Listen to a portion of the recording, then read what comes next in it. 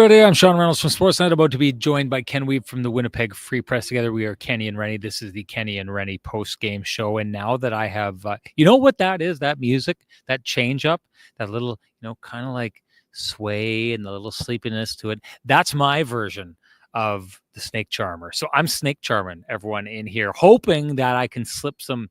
I mean, it's not like Renny ever has bad takes, but if I did have one, maybe I'd be able to slip it by all you folks at home if I snake charmed you a little bit before the show and your eyes kind of glazed over like the coils in the eyes that you see in the cartoons when you hypnotize someone. Anyways, Jets seeming to be a little hypnotized in this game by the St. Louis Blues. Very interesting. St. Louis Blues, Philadelphia Flyers. Very interesting that, in the last number of years, the Jets have struggled with the Philadelphia Flyers the way they have, especially in this building. So last year, they played them here, got shut out. The year before, shut out. Not shut out on this night, but managing just one goal. And all of a sudden, in the last couple games against two teams that I think actually the Philadelphia Flyers and the outside of phenomenal goaltending, the Philadelphia Flyers and the Nashville Predators have a little bit something in common that the Jets struggled with on this night. I wouldn't say it's an Achilles heel of the Winnipeg Jets, but I would say without them being kind of at the height of their powers, and this is a game I take a look at them and I don't think they got up to the speed or the effort level that we are typically used to from the Winnipeg Jets. It left them susceptible in the way that, like the Nashville Predators, the Philadelphia Flyers just did a really, really good job in this game of kind of shutting down passing lanes, definitely blocking shots, making it hard for the Winnipeg Jets to get things through and get them on net. And clearly, when they did, Fedotov was absolutely brilliant in this game. Hard to say that as good as Connor Hellebuyck played, and I thought Connor Hellebuyck played really good in this game. Fedotov wins the Sean Reynolds stat because he was the better goaltender in this game, right down to the shootout here. But yeah, all of a sudden the Winnipeg Jets having a little bit of trouble generating scoring. Power play, something that we're really going to have to dig into here. I don't know if I take a look at this, and I don't want to drill into this too much now without Ken here, because it's something that we should give some time to later on in the show. So let me say it's a topic we'll get to. Once again, though, seemed like, let's just say this seemed a little bit more like the old Winnipeg Jets power play, that one that would always hold the puck for the most part in the offensive zone. And it would look good because they would pass it around and they weren't breaking, having everything broken up. Although that did happen in this game. They weren't, spending all the time chasing the puck down the ice, but it just didn't look like there was a ton of stuff outside that great glove save by Fedotov on Nikolai Ehlers, I believe it was, where he kind of hammed up the, like Connor Hellebuyck did on the glove save, hammed it up a little bit, but a lot of, and I wouldn't quite say stationary, but it seemed like for, a number of games now, the Winnipeg Jets seem almost okay with keeping the puck to the outside and just keeping possession. That's enough. Probably a little bit more hunger needed there. Outside of that, I mean, I take a look at this game and I don't know that I know there's a tendency here, and I know that the sucky boo-boos are probably not going to show up for a second straight show here. I know there's a tendency when the Jets lose to just blame it on the idea that the Jets weren't at the top of their powers, because when they are, they win every single game.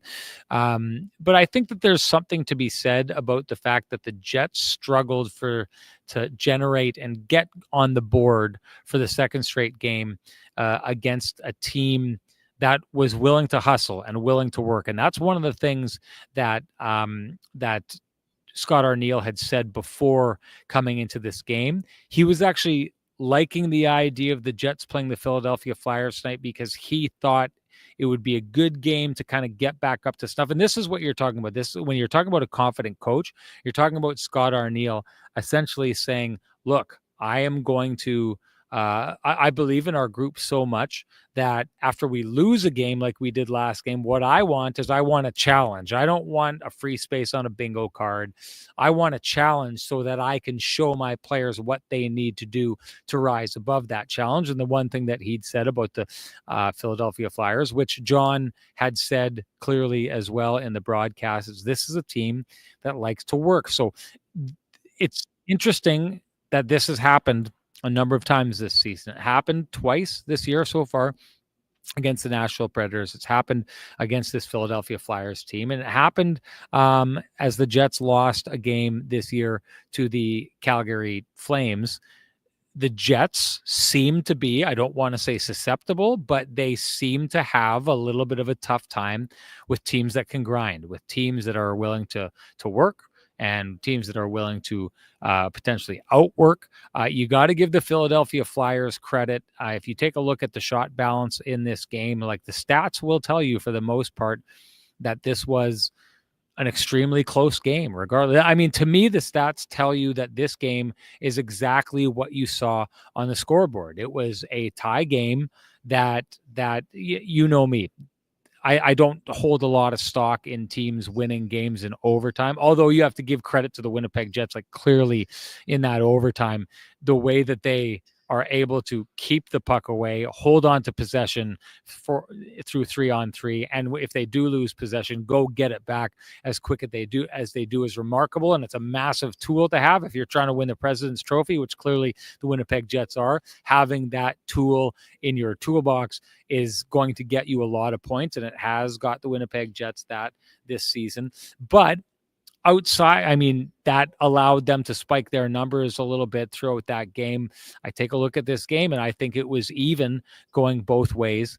You're going to be tempted to say the Jets got goalied on this night, and to a degree they did, but I think that Connor Hellebuck was goalieing the Philadelphia Flyers on this night as well. So I just take a look at this. I think it was a really, really even matchup. Do I think that was the best possible version of the Winnipeg Jets out there? No, I don't think it was. I also don't think it was the best possible version of the Philadelphia Flyers out there. But what I do think is the Winnipeg Jets are in a place right now where their grind level is not as high as it's been at times this year. Definitely not as high as where it was as the Jets were closing things out heading into the Four Nations. I'm a big believer that that is the peak of what we've seen from the Winnipeg Jets this year.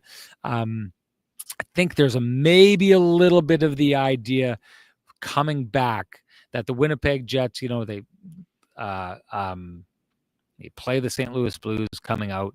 They tie it up late, they win, right? Then the next game they go in, San Jose Sharks, they tie it up, win. I think there may have been a little bit of, okay, things just keep rolling for this team. No matter what we do, we're going to win here. This is just how it goes.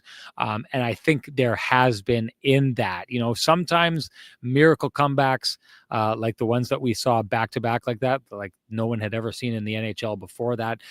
They're great. And they're a lot of fun, but I think also what they do is they create maybe a little bit of a false sense of security. I think the Winnipeg Jets were feeling that false sense of security. They lose that one game against Nashville Predators, and they think, okay, well, it's just one. We'll get another one here. They come here, and it's one of those games where despite, getting outshot early in the first period and, getting outshot for most of that game before they started to close the gap towards the end, it's a little bit of the Jets thinking, yeah, everything's always going to turn out fine, so we don't have to be absolutely at the height of our powers.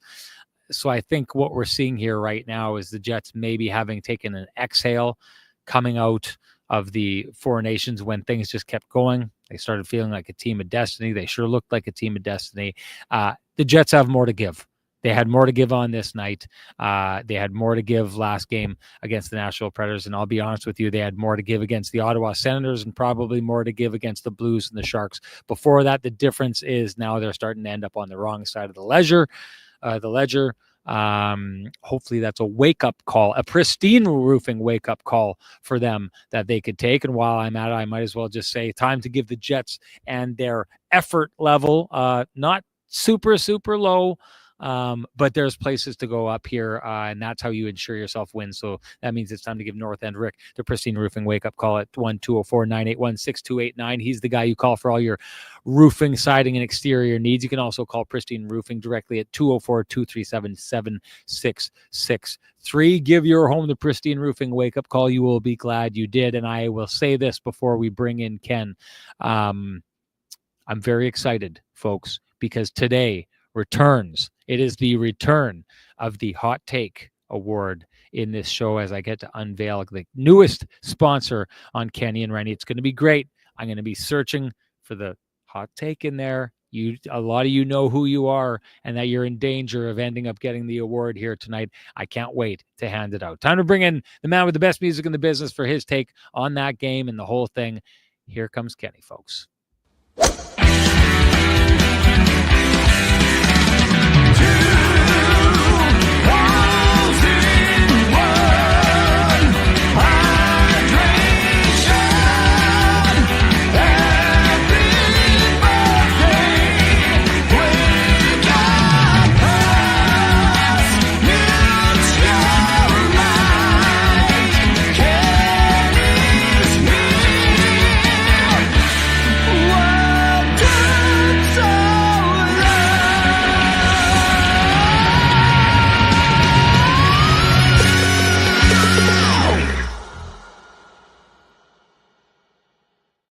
Kenny, they say great minds think alike. Sometimes mediocre minds think alike because it looks like both you and I don't know if it's the shadows, but the blue shirt, is that a blue shirt that you're wearing there? Kind of blue-green, yeah. There you go. He's got the blue yeah. shirt going on, the darker suit. I got the charcoal color. You're not quite black. It looks like we lined up here today. And maybe it's because, two of us who've been going around our entire lives with training wheels on when it comes to dressing ourselves properly went and got educated by the folks at Vittorio Rossi on how to look good. So we just naturally do it now together. And we do it because we've had this laid out for us by the folks at Vittorio Rossi. So if you want to take off the training wheels and take it to the next level with the way that you dress, you know what to do. Head on down to Vittorio Rossi on Corridon Avenue.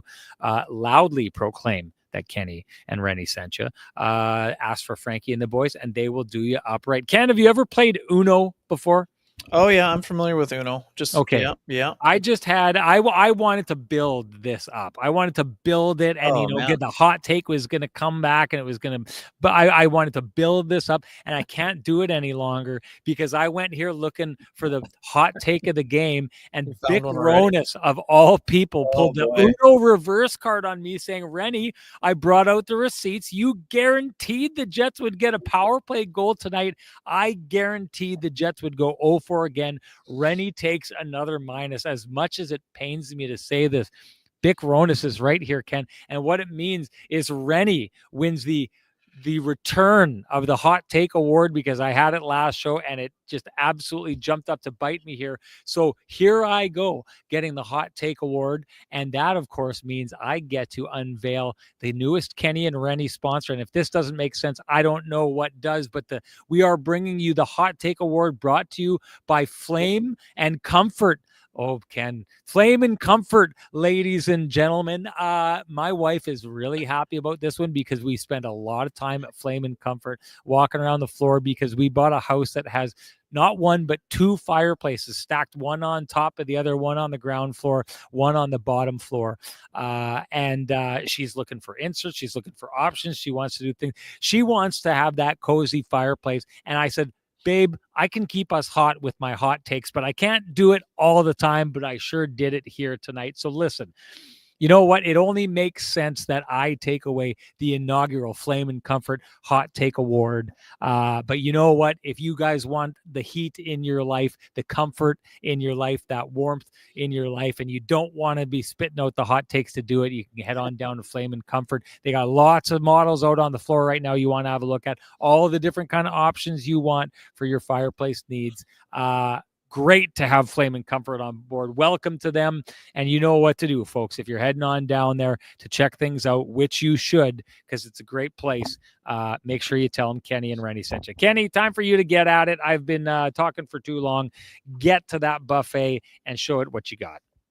Yeah, right on. First of all, I did ran into Frankie on Friday, so he's doing very well. We're due for taking him out for a little lunch as well. So You bet. Frankie doing well, and it sounds like things are going very well at the store. So in terms of the game, Sean, I think you nailed it. I mean, this was an even game. I mean, that's what it was. I mean, did the Jets expect to be playing in an even game with a team that's battling for a playoff spot? Well, yes. As it turns out, Scott O'Neill was bang on. He knew that John Tortorella's team would be sour after blowing leads of 3-0 and 4-2 in that game to the Pittsburgh Penguins on Thursday before losing 5-4 in overtime. And what he saw was a hungry bunch that blocked 22 shots. They still did give up enough. Like the Jets got enough quality. I do agree with that. I do believe that it's true.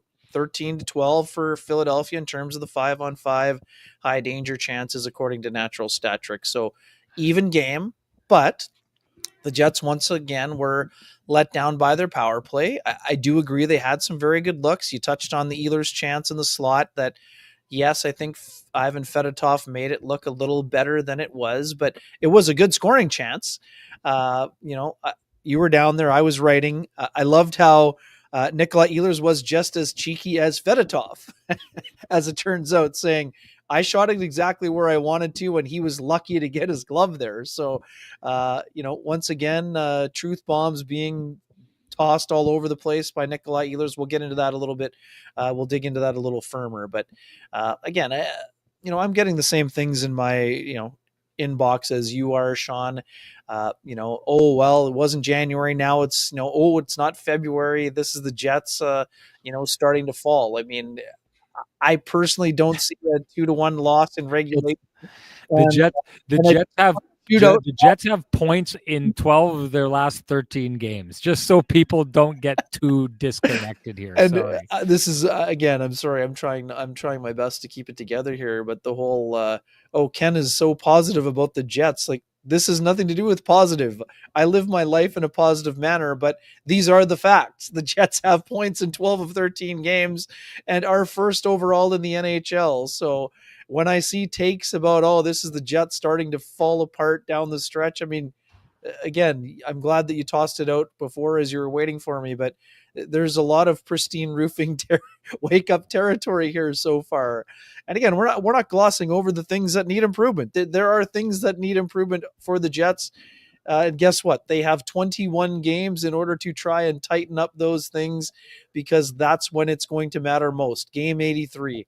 I love the fact that the Jets and Scott O'Neill are openly talking about game 83. They're not talking about their games in terms of fast forwarding to game 83. There are still building blocks to stack until game 83. And that's what we're hearing. I mean, we're hearing Nikolai Ehlers say too many, passing wasn't good enough on the power play. We're hearing Nikolai Ehlers say when the Jets are playing their best against the best teams in the NHL, they are playing a simpler game. They're not turning the puck over. And he's not blaming other people for turnovers. He's pointing the finger exactly at himself and saying, I got lucky because on one of my turnovers that I shouldn't have made, it should have been a breakaway the other way for the Flyers. It wasn't. So he was fortunate. But again, folks, the Washington Capitals just lost 3 in a row for the first time this season. Do you think the Washington Capitals are about to go into free fall mode and, just hand over the President's Trophy to the Winnipeg Jets? Of course not. But the Jets still are atop the NHL, and deservedly so. And I don't want to hear the Jets are beating up on teams below them in the standings, because as Bick Ronas pointed out, guess what? Every single team, all 31 other teams, are below the Jets in the standings. So, of course, they're going to eventually lose to teams that are below them in the standings. So, anyways, I don't mean to rant and get on a soapbox here, Sean, but we understand what the standard is for the Winnipeg Jets. Were they at that standard today?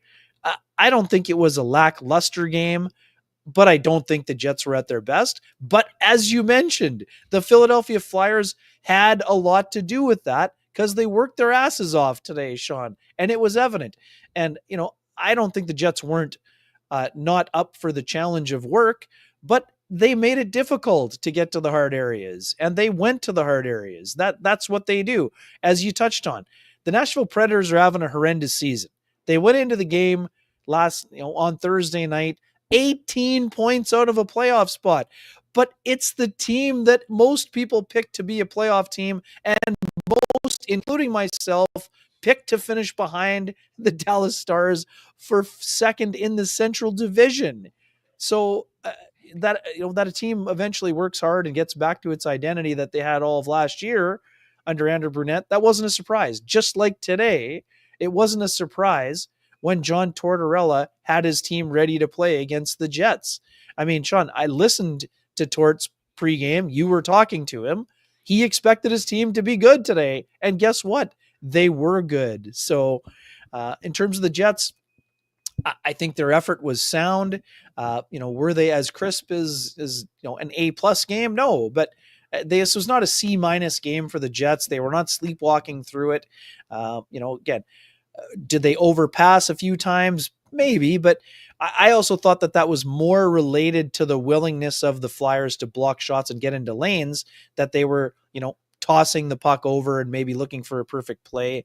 I mean, it's super funny, right? So if Kyle Connor's shot is not stopped by Noah Cates, Sean, are people in the chat room like doing a victory lap? I don't know. I mean, the difference between a shootout loss and Kyle Connor's great chance going in is very minuscule. So I do think the Jets were fine in this game. But at the same time, I mean, again, they have another level to reach. I mean, Mark Scheifele quick to tip his cap to Fedotov and the Flyers. And that's fine. That's what you expect. But I mean, again, I think that the Jets are going to need to be sharper. They're getting ready for an excellent road trip, Sean. Great test, right? Who are they playing? They're playing an Islanders team that just continues to kind of hang around the periphery. And, for teams that just want them to sell and want them to ship Brock Nelson over to their team, whether that's Winnipeg, Minnesota, or someone else, they're hanging around, and Lou's probably hanging on till the end if he even bothers to sell at all. Then they're going to play the Philadelphia Flyers again, a team that is battling to stay in the race. Then they're going to play the New Jersey Devils for the first time. Devils think they're one of the best teams in their division, even though the Capitals have, put some real estate between themselves and them. And then they're going to have to play the Carolina Hurricanes, another team that is a legit Stanley Cup contender. So, let's see where things go. So, thank you, Russell James Peters. Hot take of the day is that Russell James Peters says, Ken, you got great hair today. Well, he did notice that I trimmed her down. Yeah, there you Oster go. 67 today. So good job. Good job. Hey, big road trip coming up.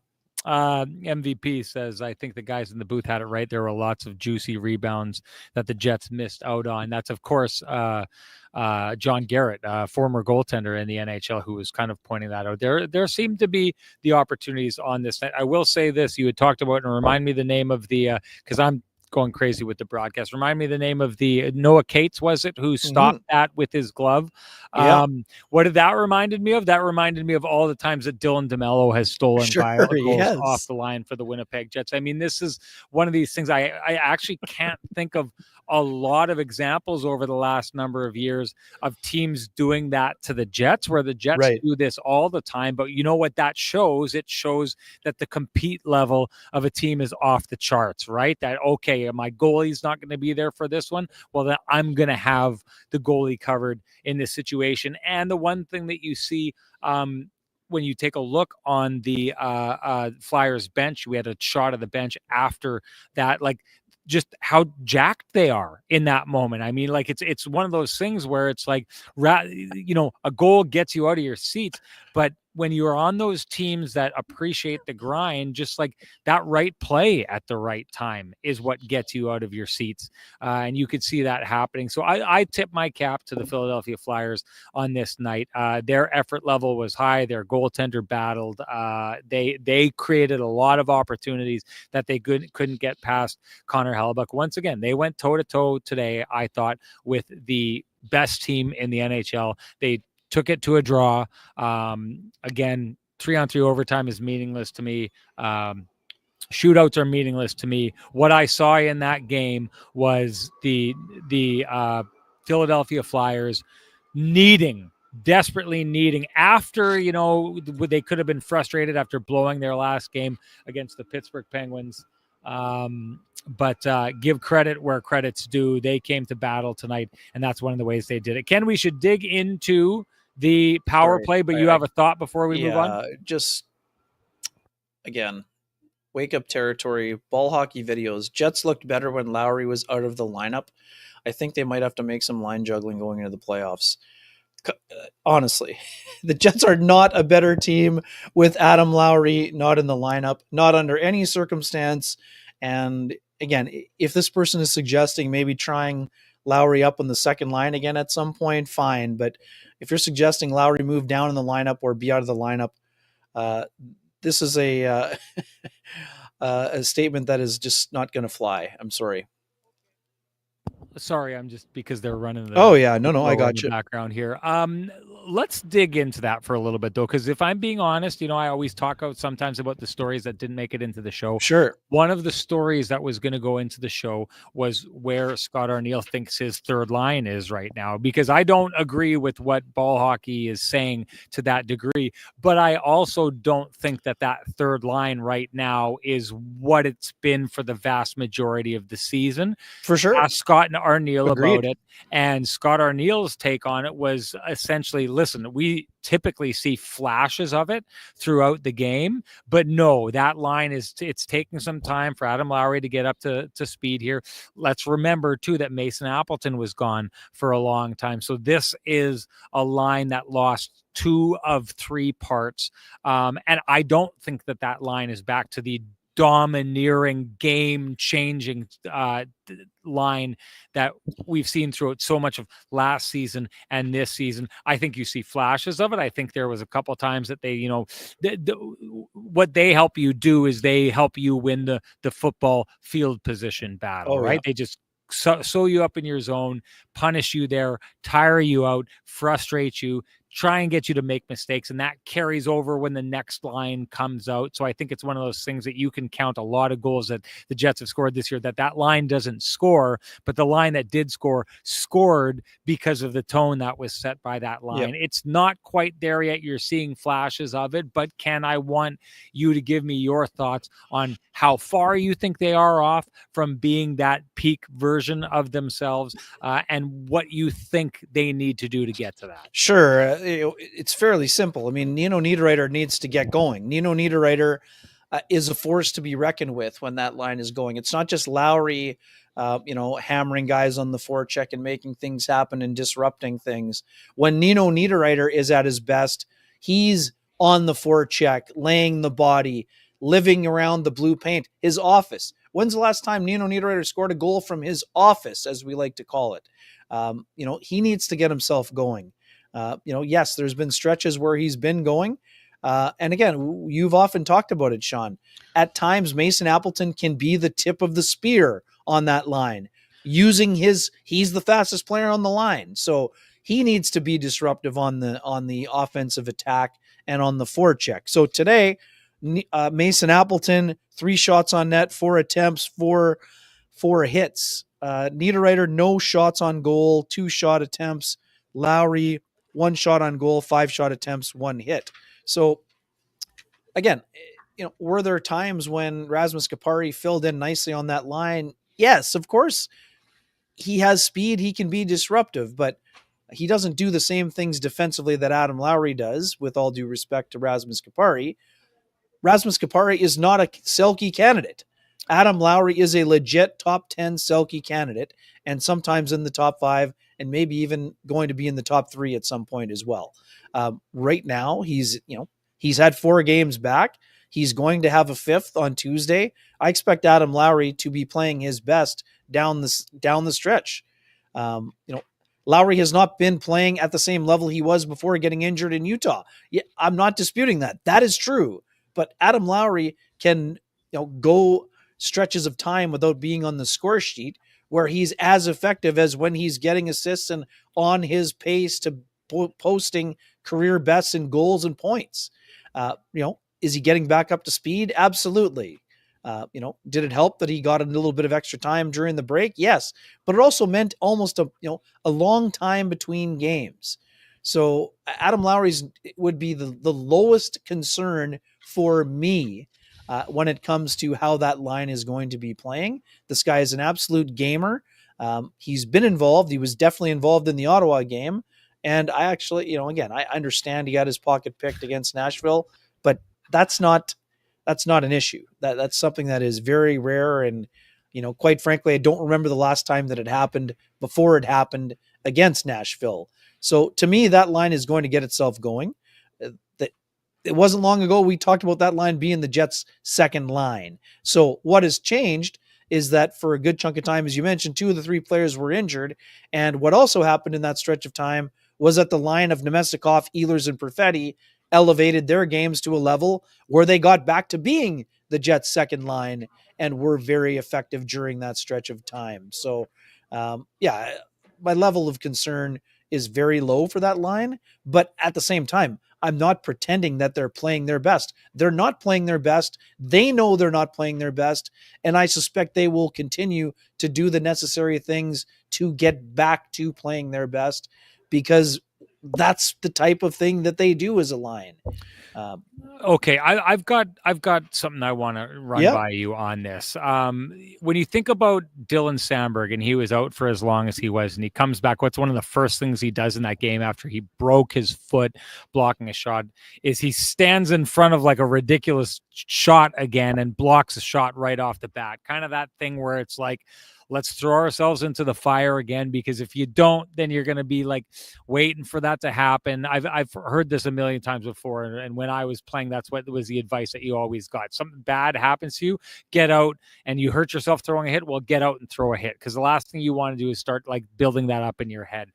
I do wonder about this, because I've marveled this year, Ken, at the way that the Winnipeg Jets for the most part have, like I've said it this year, like how many games have the Winnipeg Jets been outworked by their opposition? Through 60 games, I doubt it's 10. Right? It's if it's more than one hand, it's not much more than one hand, and it's definitely not 2 hands. Yeah. So and to me, to a degree, there's always been this little bit of a thought process, because I feel like I look around the league and I think I see teams like Vegas. I see like Edmonton's a whole nother story. Like clearly with the way that he talked about it, Connor McDavid seems to be a kind of player who, like, when he builds himself up to a crescendo and a peak, once he leaves that peak, he has a hard time getting motivated, which to me, I thought, Ken, when you heard him talk about how he was after he came back from the Four Nations, it explained to me why we keep seeing the starts to the season that the Oilers do and the starts to the season that Connor McDavid has, because once he reaches the highest of the highs, it seems like with him, it's almost not worth bothering, getting back into it, or at least finding a way to motivate himself. The Jets haven't been that team. The Jets have been the team that seem to, at the beginning of the year, shoot themselves out of a cannon. When things drop a little bit, they just keep coming back. You know what I mean? Like they're just the team that never takes the foot off the gas pedal. But I wonder this, Ken, when it comes to that line, when you are looking like you're like outside of going up against the Washington Capitals for the President's Trophy and, other kind of trophies and stuff like that they could be winning. I think one of those things is if you're carrying that, like the Dallas Stars aren't carrying that right now. If they lose a game, it's not a big deal, whatever, right? And if they take a night off, not a big deal. They're comfortable where they are. They don't have to keep the pedal to the metal. The Jets, have to kind of keep that going. And they have all year, in which they always have that effort. And I wonder if you're Mason Appleton, if you're Adam Lowry, and you go and you get injured playing that rugged style that they are always playing, when you come back off of injury from that rugged style and you take a look at your team, and now the team that's chasing you, the only team that's close to you, because there's only one team within 9 points of the Jets going into the game tonight, and that's Washington, and they've lost 3 straight, and they've fallen 4 points behind the Winnipeg Jets. I'm wondering if mind-wise you think there's something to the idea that, is it hard for Adam Lowry? Is it hard for Nino Niederreiter?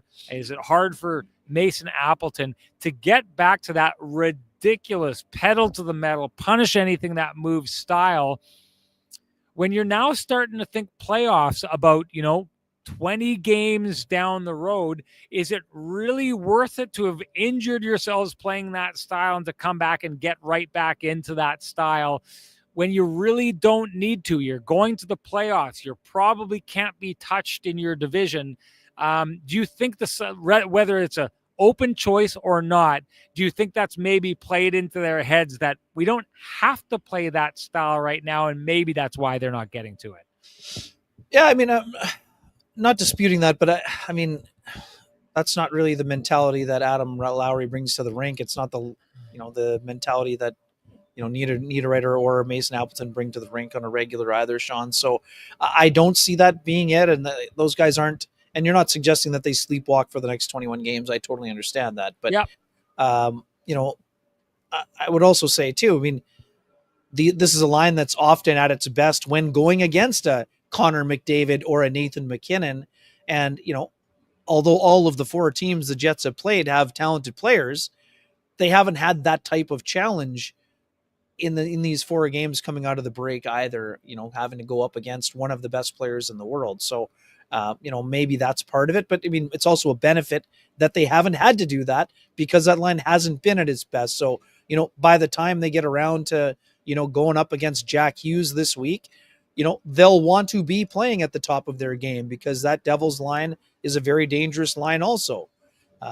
So, I mean, we'll see. I mean, like I said, it's something that, it is a stretch of the schedule that can be challenging at times.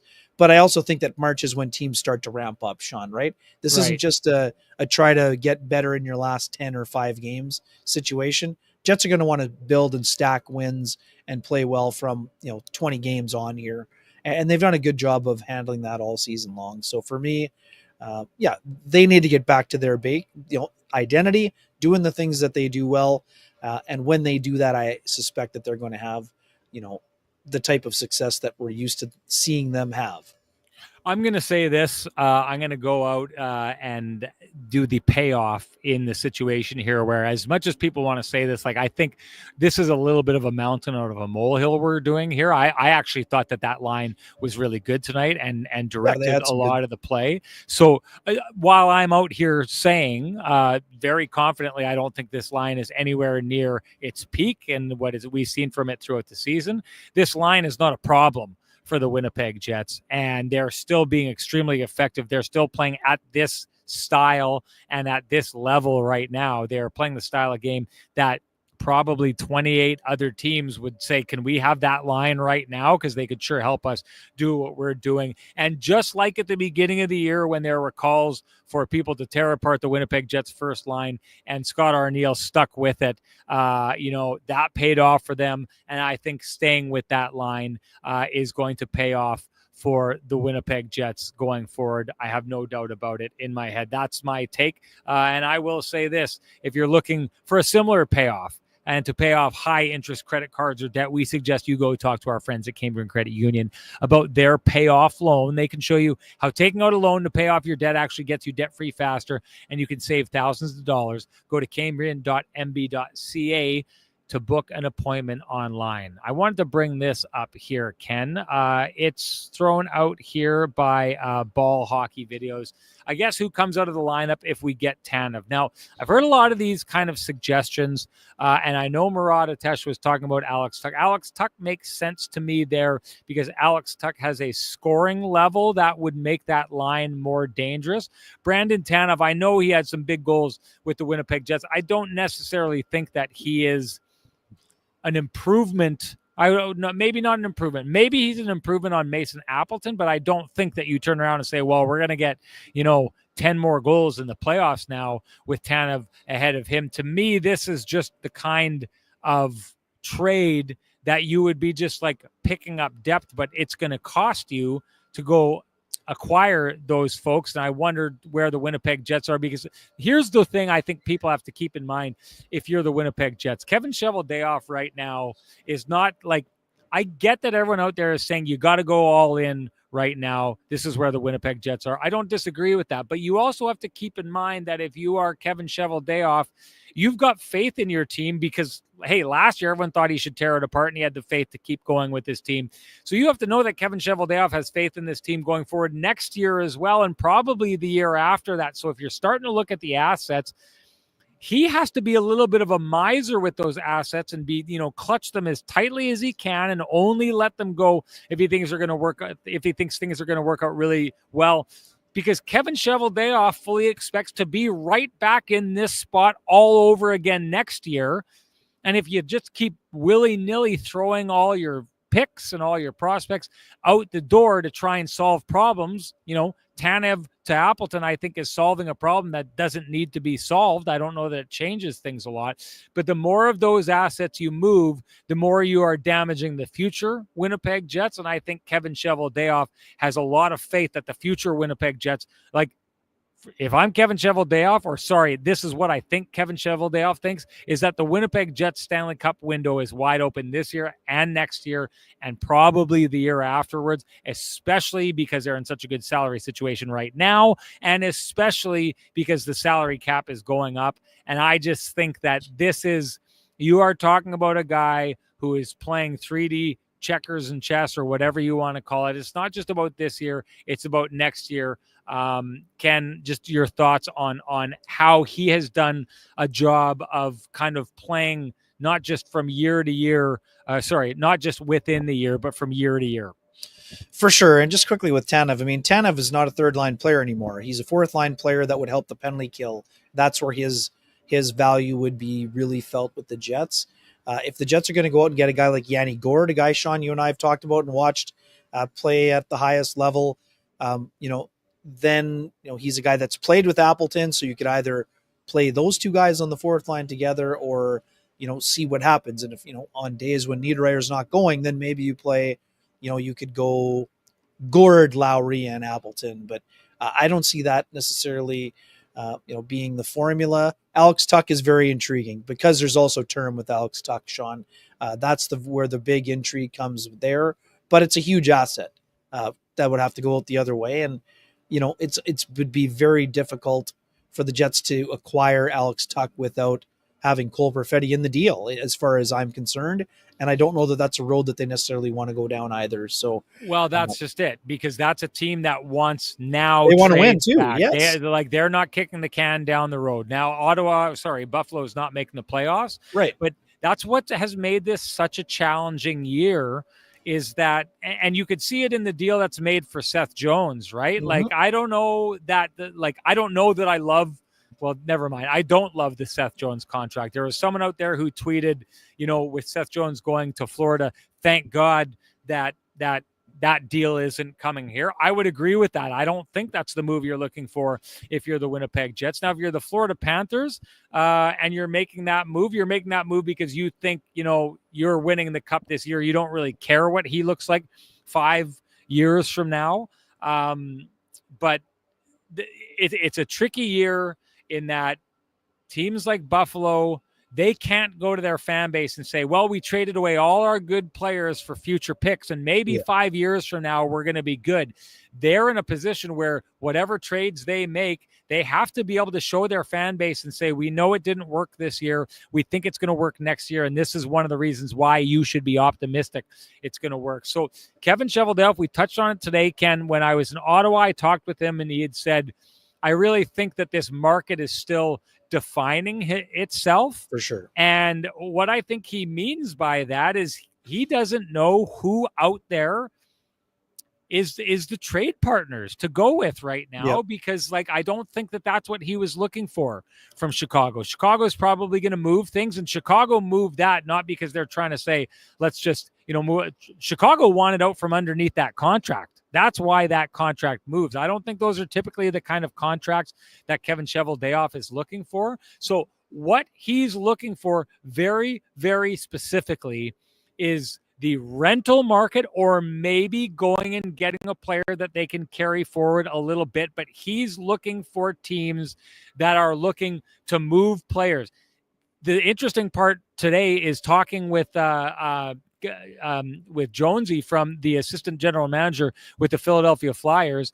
He said to me, look, we're not buyers, but we are not active sellers. We're not Right. calling and saying, what do you think of anyone? If you want someone off of our roster, you're going to have to call, and you're going to have to make sure it's a deal that we turn around and say, we'll move this guy because we like Scott Laughton. We don't Right. want to move Scott Laughton. If we're going to move him, it's almost going to be because you gave us a deal that we really can't ignore. That's another fan base. If you're in Philly, you're frustrated with how things have been going. So just passing away players for nothing is not something that they're interested in doing. So I think when Kevin Cheveldayoff talks about the trade market trying to define itself, I think what he means is we're trying to wait to see who the teams are who are like, okay, we're sellers, call us up, the for sale signs out. I don't think there's a lot of for sale signs on lawns right now, Ken.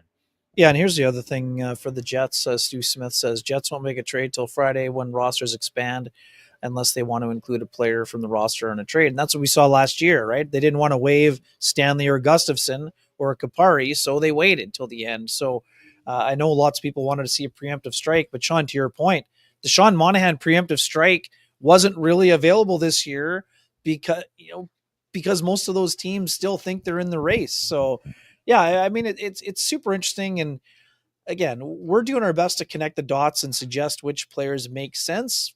Mike and I had our trade board list in Saturday's edition of Dump and Chase in the Free Press. I mean, we're doing our best here, but there are often names that show up that aren't really people you think of. But until, St. Louis again, they win late today, so they've got points in 5 straight. So, Doug Armstrong was saying, come on down to St. Louis and give me the best offer. Well, St. Louis all of a sudden thinks they can catch lightning in a bottle, and maybe they get in the hot tub time machine, Sean, and it's 2019. This is what they might think. Have right? you seen what they've done? They, ever since coming back from 4 Nations, they've got every 4-0-1. single point except for the one that they Right. lost to the Winnipeg Jets. I believe they're 2 points back of the playoff line, and they're absolutely flying right now as the Vancouver Canucks coach is coming out and ripping them in the media, and Calgary can't seem to win. I am starting to think, Ken, that you and I better get our bibs on, because we're going for barbecue in St. Louis for the first round the way things are going here right now. Wow. I actually got to say, I like the way that they've been playing. I've been checking out some of their games. It's interesting watching them doing what they're doing. Anyways, we're getting sidetracked here. A couple of things I did want to bring up here. Okay, here's the deal. Waiters is saying Philly wants a lot for Laughton. That's too high of a price. So Gustav Nyquist goes to the Minnesota Wild, which I think is a really good deal for the Wild there. They sent a second rounder for there. The difference between that is Gustav Nyquist was going to be an unrestricted free agent at the end of the year. Scott Laughton comes with a couple of years. So if you're going to take a look at that, I mean, you have to think about this. If you're the Winnipeg Jets and you think that your first round pick is going to be like in the 30 area, and this is another one of those drafts that is believed to be top heavy and there's not a lot at the bottom. I mean, honestly, I don't even like it. I think you win this deal, and you win it easily if you're the Jets and you offer a first round pick and you get Scott Laughton back. You disagree, Ken? I disagree. I like Laughton as a player, but it cost the Jets a first for Sean Monahan, and Scott Laughton is not different market, building the same different year, different market. Yeah, so I'm just saying I wouldn't make that trade. Yeah, I like him as a player, but Scott Laughton to me makes more sense on a team that doesn't have an Adam Lowry that could go up and down the lineup. Now, if you're bringing in Laughton to play on the third line and moving Lowry up, sure, but I'm not giving up a first for Scott Laughton to play on the fourth line of the Winnipeg Jets. To me, that doesn't make sense. I don't think he goes to the fourth line. I think Vladimir Namestnikov goes to the fourth line. Yeah, I mean, then that's totally fine. I don't think that Scott Laughton's offensive upside is considerably better than Vlad Namestnikov right now. To be honest with you, I don't disagree with that. And you're actually, I mean, geez, Bick Ronis nailed me on this, and you're getting me on this now. I'm going to switch my position right here in the middle, because I would say, and I was thinking this before the show, I don't know that it's that much different if you get Scott Laughton and you plug him in ahead of Vladislav Namestnikov. I don't know that there's that much of a spike. So Ken, you successfully turned me around here. The only person who's been ever ever been able to put the Vulcan mind meld on me like that in my life has been Sweet Lou Ferlin, and that's like legendary right there. So why don't you give Sweet Lou a shout Yeah, out? right on. For folks who have realty needs you'd like to have met, get in touch with our main man, Lou Ferlin at Royal LePage Dynamic Realty, 204-791-9971, or at the office, 204-989-5000. His email is lou@louferlin.ca. That's LOU at LOUFURLAN.ca. Lou Ferlin, excellent realtor, excellent human being, and excellent supporter of our community, including this podcast. All right, let's get into some of the awards here for the show. Starting off with the Johnston Group, got you covered play of the game, the Kenny and Renny OGs. Yeah, I think for the second game in a row, it's a Dylan DeMello play. This one, doesn't save the goal to the same degree as the one in Nashville, but it saves a backdoor tap in. So maybe it does do the exact same thing, even though it looked a little bit different. So to me, that play by Dylan DeMello in the third period is my choice for We've Got You Covered. I don't think that anyone can argue with the idea that this award should go to Philadelphia today, stealing a puck from the wide open net. Sorry. Yes. Yeah. Cates. Noah Cates, yes. Noah Cates, yeah. So, I mean, this one, to me, this game is over. The Winnipeg Jets win 2-1. This place goes bonkers. The Winnipeg Jets look at once again like they can't lose and always seem to find a way. Noah Cates takes that away from the Winnipeg Jets. That, to me, is the very definition of the Johnston Group got you covered play of the game, and on a night where their goaltender was absolutely phenomenal when he was not available to make that save. Noah Cates was. That's the Kenny and Renny OG got you covered play of the game. The Johnston Group got you covered play of the game. Absolutely phenomenal play. You got to love the way that their players responded on the bench. And hey, do you run a small business in Canada? Look to Canada's #1 employee benefits plan, Chambers Plan, to give you a competitive edge. Chambers Plan is the simple, stable, smart choice for over 30,000 businesses countrywide. Visit chamberplan.ca to learn more. Ken, let's go to the keg save of the game. What do you got? Yeah, I think it's Hellebuck on Konechny personally, Sean. Breakaway chance. I mean, was it his best effort? No. People are all over Konechny for the shootout move that wasn't really a move. I think he was hoping that there would be a 5-hole availability there, but there simply wasn't. But on the breakaway, I thought that Hellebuck had to make a really good save. And this is another classic, Sean. It's labeled, but because Hellebuck doesn't make it look like a ridiculous save, some people were like, shoulder shrug special. But to me, I thought he made a really good save on that one. And I mean, again, there was another save by Hellebuck with the glove where I thought he almost went for the Patty Waugh windmill. He didn't actually do it, but it was a half windmill. So that was a kind of my honorable mention. But I thought that just the way the game was going, that save was what I'm going to choose. But, quite frankly, the reason why I picked DeMello for the Johnston Group play was because I was going to give Cates the keg save of the game, but I've pivoted. I've pivoted and gone with Hellebuck here on the breakaway. Well, I'm going to say this, and I'm going to put I'm going to put my Renny, evil Renny mask on for this, the heel Renny, and I'm going to go with a second straight Philadelphia Flyer on this Fedotov. The save that he makes on Cole Perfetti. If you have a chance, go back and watch Cole Perfetti. Like John Garrett had said, he thinks he's got this. He thinks he's got the goaltender beat, and he does. He's down and out. This should be a goal. If you watch in slow motion how quickly Fedotov, who is beat, extends his leg and seals off the post, it looked like it wasn't slow motion anymore. Like this was a goaltender lying flat out, and the reaction that he had in that moment was I was kind of left my mouth wide open after that. Agape. There you go, is the word that I was looking for. So of the 3 awards that we're handing out, the second one I'm handing out goes to the Philadelphia Flyers as well. Got to give it to Fedotov as he won the Sean Reynolds Award, of course. But it doesn't really matter if you agree with me on this or Ken, although I'm thinking more of you are going to agree with Ken just because you're spiteful like that. But hey, we need to hear from you. What's your hashtag, the keg save of the game? You share with us that information, you are automatically entered to win a $50 gift certificate usable at any of the 3 fine keg locations here in the city of Winnipeg, each location finer than the last. And the winner from our last show, that would be Roy Mack. Roy Mack, you know what to do. Direct message me, send me your full name, send me an email, and I will have the fine folks at the keg send you a $50 gift certificate usable at any of the 3 fine keg locations here in the city of Winnipeg, each location finer than the last. And Ken, before we do move on, the topic of Roy Mack I wanted to get to, I know a couple shows ago when I was in Ottawa, we delved into a little bit of the political nature of sports lately with what's going on with Wayne Gretzky, with what's going on with the anthem. I know it ruffled a lot of feathers. I know that it's a very divisive political climate right now, and that means that some people are just going to flip out and be angry if you say something that doesn't necessarily align with their beliefs. I'd said it in the show. I appreciate the idea. I think as a society, we should be able to have these, conversations without grabbing your ball and going and taking it home and not engaging or name calling or any of those kind of things. I think we should be able to do that. I think Kenny and Renny has been a good space to do that. Roy Mack, who served in the Canadian military, I wouldn't say took exception, very respectfully and very in a very good way shared his thoughts on it and how he did think that booing the anthem was disrespectful as someone who has served.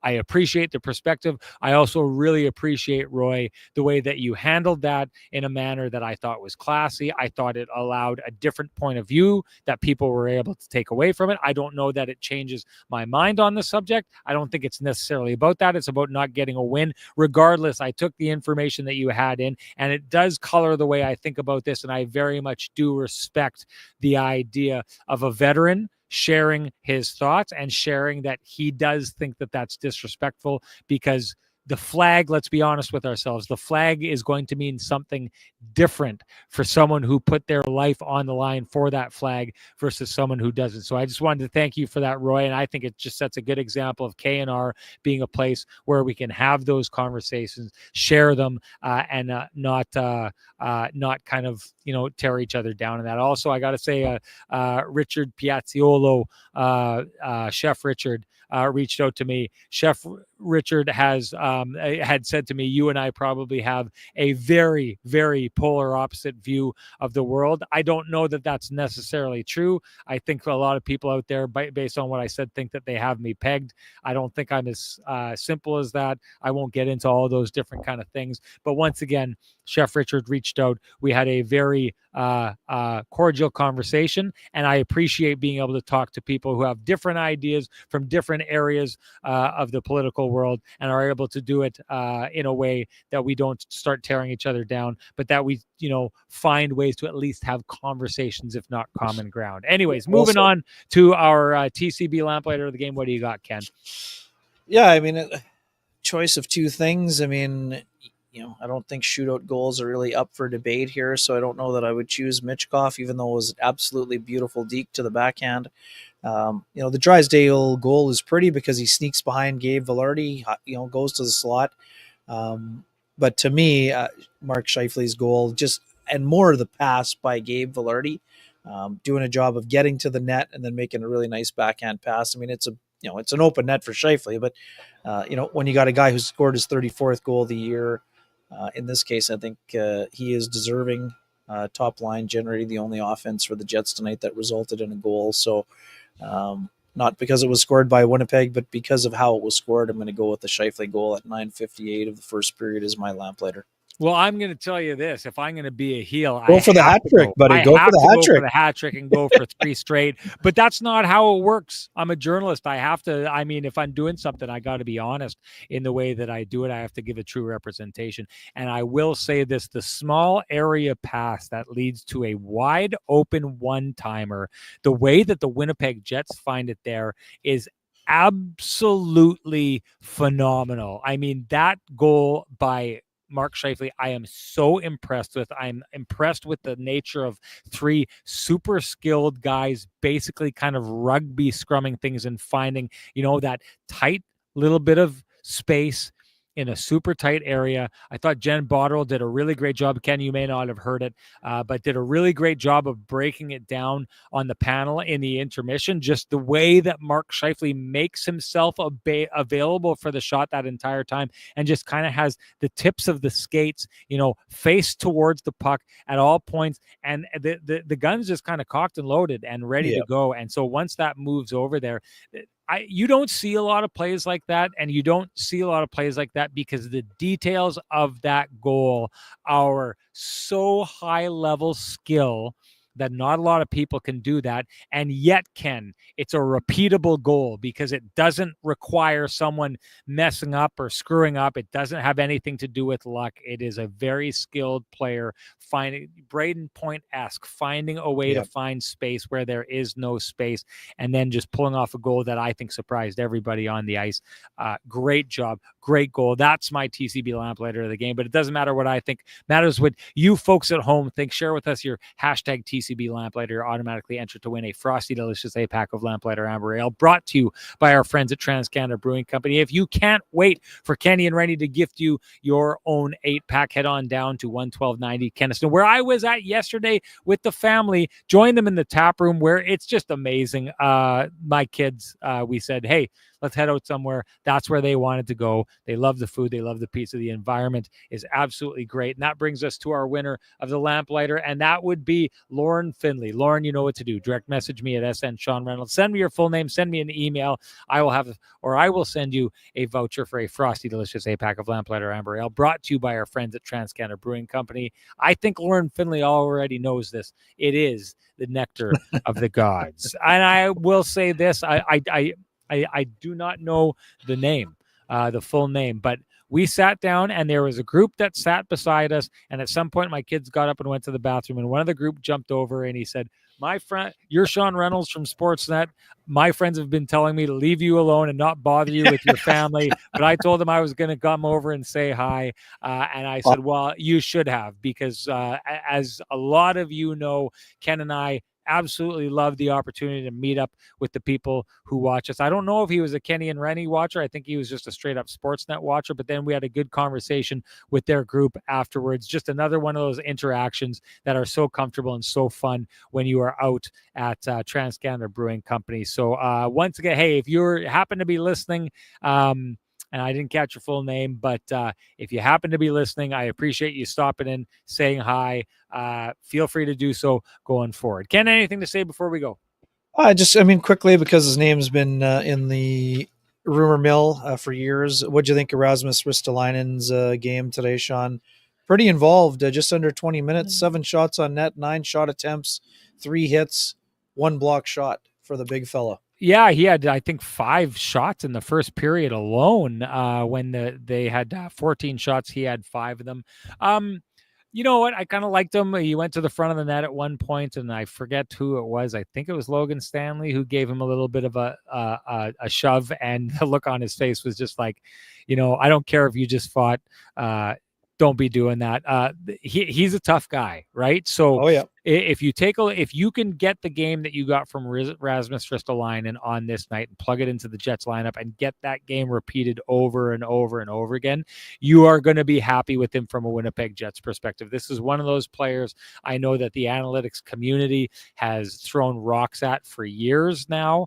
Not always the most defensively sound player, but I think what he can bring to you is the kind of toughness and dynamic and edge, and don't you go anywhere near my goalie, but jump up on the other end of the ice, something that can be used. Hey, think of all the flack that Luke Shen took over the years. Think of all the flack that Zach Bogosian took over the years, and all of a sudden those players end up making their way to Tampa at some point and end up being big cogs in the machine that wins the Stanley Cup. I'm a believer that a guy like Rasmus Ristolainen would be a high-end version of that. I've said this before, all those people who, ran Tyler Myers out of town and laughed when he got the contract that he did in Vancouver. hey, he's the kind of guy who's going to look out of place at some points, but all we saw from him in the playoffs in Winnipeg and all we saw from him last year in the playoffs in Vancouver is that when the chips are on the table, he's the kind of guy you want on your team. And never mind that he's a difference maker in the playoffs. I think Rasmus Ristolainen, if the Jets went and got him, would be the same. Yeah, so for me again, just depending on the price tag, obviously, but Ristolainen, $5.1 million for this year plus two more. Yet some people don't like the price, and they're saying, "Oh, this is just a third pairing guy." Sean 6'4", 220, and does all of those things that the Jets didn't do well enough in the playoffs last year. Kills penalties, keeps the front of the net clean. No, he's not a high point producer like he was with the Buffalo Sabres, but his game is a lot less chaotic also. And I honestly think that if you plugged Ristolainen into the Jets system and, would no matter what partner you're playing him with, he's the type of guy that I think that could not only succeed but flourish. And again, much like we've been talking about Luke Shen, this is a younger version. And if you wanted to play him in, protecting a lead, you could move him into the top four if you needed to, right? So to me, again, Lawton, I think, would be a great character player in a lot of things, but personally, I would prioritize Ristolainen over Lawton right now, even though both guys have term and, both would be high, guys that would fit into the system well. Sean Reynolds brooding pessimism says, Renny big time me at a Bed Bath and Beyond. This is hilarious because I've never been in a Bed Bath and Beyond in my life. Nice try, Sean's brooding pessimism. Anyways, that's it for us. Ken, great job here tonight. As always, we appreciate all the people who showed up in the chat room, doing great work in there. Hey, man, anytime you can pull the Uno reverse card on me, you've won big one. So, Bic Ronas, this was your crowning achievement on the K&R show, a guy who shows up every single time and lets his voice be heard. We appreciate it regardless, as we appreciate all of that from all of you every time you share with us your thoughts, your jokes, your burns, everything like that. One other thing that we would appreciate is that you appreciate, if you do appreciate the conversation happening in this space, that you would appreciate our sponsors who fight to keep the conversation going in this space. For us, that's Vittorio Rossi, Pristine Roofing, Cambrian Credit Union, Sweet Lou Ferlin, a special welcome, and we're so excited to be moving forward with Flame and Comfort, another great company that we are proud to be associated with. The Johnson Group, TransCanada Brewing Company, of course, the Keg. Thank you to them. Thank you to all of you. Let's do this again when Ken and I are on the road. We will chat with you after the game Tuesday when the Winnipeg Jets are visiting the Long Island, the New York Islanders. Talk to you then, folks. Bye-bye.